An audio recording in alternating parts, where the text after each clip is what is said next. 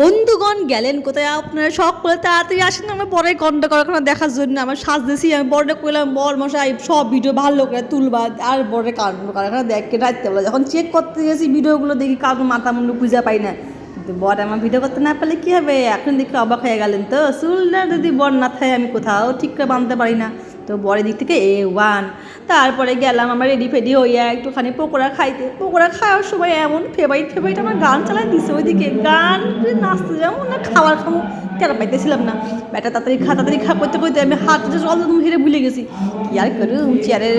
পর্দাতেই ভালো করে হাতটা মুছে নিলাম দেখি নাচুনি মাইয়া আমি আমার কি আর তর্স হয় আমি তো ওইখানে দাঁড়ায় নাচতে শুরু করলাম বর হেডে আবার বললো ভিডিও করে দিল মাম্পি ওকে ডাক দিয়ে যাই হোক নাচতে নাচতে কি আর করুম ব্যাটার এদিকে খাওয়া হয় না ব্যাটা আস্তে আস্তে খাইতেছে মনের দুঃখে আমি কি করুম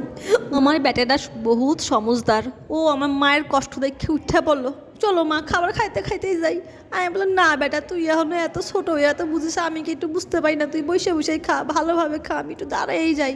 তারপরে তো আসছি আসল টুইস্টটা এখান থেকে গিয়ে সোজা নাচের ফাংশানে কিন্তু নাচার কোনো ভিডিওই নাই খুঁজা দেখি আমার বড় কাণ্ড কারখানা না দেখে মাথাটা এত গরম হয়ে গেল কি করবো।